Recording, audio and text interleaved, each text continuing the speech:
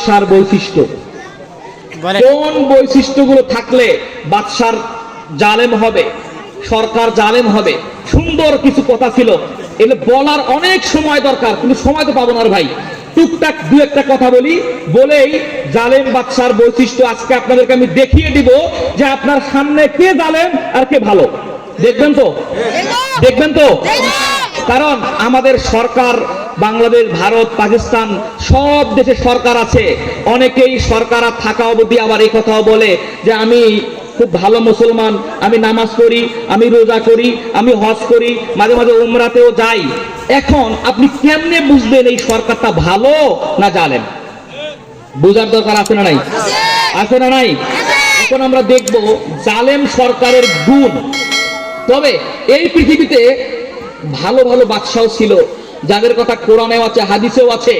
শুধু তাই নয়, ইতিহাসেও আছে।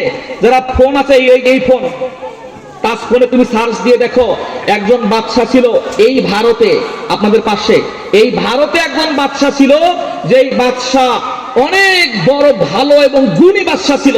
এর নামও গুগলে আছে এখনো ইতিহাস হয়ে। তার নাম হলো সুলতান শামসুদ্দিন আল তামাস। সার্চ দিয়ে পড়ে দেখবা উনি কেমন ভালো। ওনার সময়ে একজন পীর ছিল, আল্লাহর ওলি, ওনার নাম ছিল খাজা কুতুবউদ্দিন বখতিয়ার কাকি। উনি মৃত্যুর আগে অনেকগুলো কথা বলেছিল, আজকে বলার সময় নাই, ওদিকে বলবো ওনার। তো এই ভালো ভালো গুণগুলো ওই বাদশার ছিল। উনি ছিল ভালো বাদশা। সাম কিন্তু ঠিক হয়নি, চালে যাচ্ছি, সময় নেই বলার, শুনতে থাকেন খালি। কারণ আর কোনোদিন আসতে পারবো কি না আমি জানি না, ঠিক না ঠিক? দেশের অবস্থা করুন, বক্তা লাগবে তরুণ, কথা কয় না? দেশের অবস্থা করুন, বক্তা লাগবে মুরব্বী বক্তা আনবেন। ও আসে কবে কি বলি, আমার বউ আছে, ছেলে আছে, মেয়ে আছে, যদি ধরে আর আমাদের বউ নাই, ছেলেও নাই, মেয়েও নাই, কিচ্ছু নাই, আমি কোনো বিয়েই করি নাই। এই জন্য বলি দেশের অবস্থা করুন, বক্তা লাগবে তরুণ, কথা কয় না? জেল জুলুমের ভয় দেখিয়ে কোরআনের মাহফিল বন্ধ করা যাবে না, কোরআনের কথা বন্ধ করা যাবে না। একজন আলেমকে জেলখানায় ঢুকিয়ে 13 বছর থেকে নিজে ইচ্ছা করে মেরেছেন, কোরআনের কথা কি বন্ধ হয়েছে মুসলমান? হাজার হাজার আলেমকে জেলখানায় ঢুকিয়ে রেখেছেন, আমির হামজাকে 3 বছর জেলখানায় রেখেছিলেন, কোরআনের কথা কি বন্ধ হয়েছে মুসলমান? হাজার হাজার লক্ষ লক্ষ আলেমকে মেরে ফেলবেন, এক একটা আলেমের জন্য 100টা করে আলেম এই বাংলার জমিনে তৈরি হবে। কারণ আপনি হাত দিয়ে কোরআনের কথাগুলো বন্ধ করতে পারবেন না।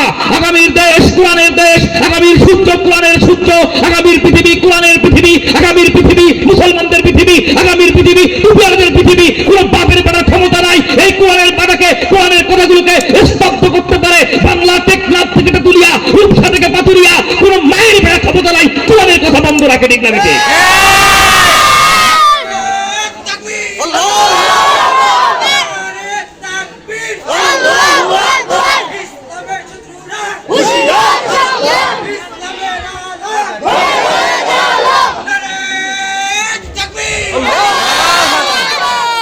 ভাইয়েরা, আপনারা কি বেজার হইলেন?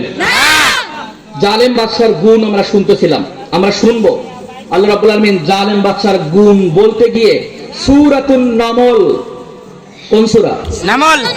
আমি একটা কথা কিন্তু কোরআন এবং হাদিসের বাইরে বলি নাই, আমি ব্যাখ্যা করেছি, আমি অনুবাদক। যদি আপনার গায়ে লাগে, তাহলে আমার নামে যদি মামলা দেওয়ার দরকার হয় আপনি দেন, কোনো সমস্যা নাই। তবে একটা কথা আছে, সেটা হলো কি, যে যেহেতু আমি আমার কোনো কথা, আচ্ছা আমার বাবার নাম কি আপনারা কেউ জানেন? আমি বলছিলাম আমার নাম কি বলছিলাম?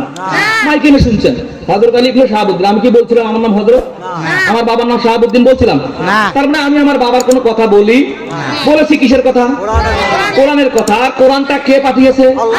যদি আল্লাহর কথা বলে থাকি আমি অনুবাদক। তাহলে যদি আপনার গায়ে লাগে, যদি আপনার মামলা দেওয়া দরকার হয়, আল্লাহ হবে 1 নম্বর আসামি, আল্লাহর হবে 10 বছরের জেল। আর বিশ্বনবী তারপরে বলেছেন উনি হবে হুকুমের আসামি 2 নম্বর, ওনার হবে প্রায় 3-4 বছরের জেল। আর আমি হলাম 3 নম্বর আসামি।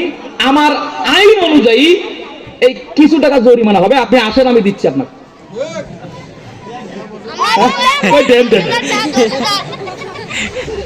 তো আমার যদি টাকা নেওয়ার আপনার খুবই ইচ্ছা হয়, তাহলে আপনি ধরেন আল্লাহকে 10 বছর জেল দেন, যেমন করে সাইদের জেল দিয়েছিলেন দেন। আপনি ওদিকে পাবেন না, নবীকে তোলেন, দেন 3 বছরের জেল, তারপর আমি দিচ্ছি টাকা, 10,000 টাকা দিচ্ছি, নেন। আপনি ওদিকে পাবেন না, আপনি এদিকে এসে আমার নামে মামলা দিবেন। আর এখন তো মামলা হয়ে গেছে অ্যাভেলেবেল, একটু পরে বলতেছি শোনেন। প্রিয় ভাই, জালেম বাদশার গুণ আল্লাহ রাব্বুল আলামিন কোরআনের ভিতরে একটা সূরা দিয়েছেন, সূরাতুন নামল। এই সূরার এক এক করে চলে যাবে 36 নম্বর আয়াতে। ওখানে কি আল্লাহ বলছে, ক্বালাত ইন্নাল মুলুকা ইযা দাখালু ক্বরিয়াতান আফসাদুহা। আল্লাহ বলছেন পৃথিবীতে অনেক বাদশা আছে, সব বাদশা ভালো নয়, কিছু বাদশা খারাপ আছে।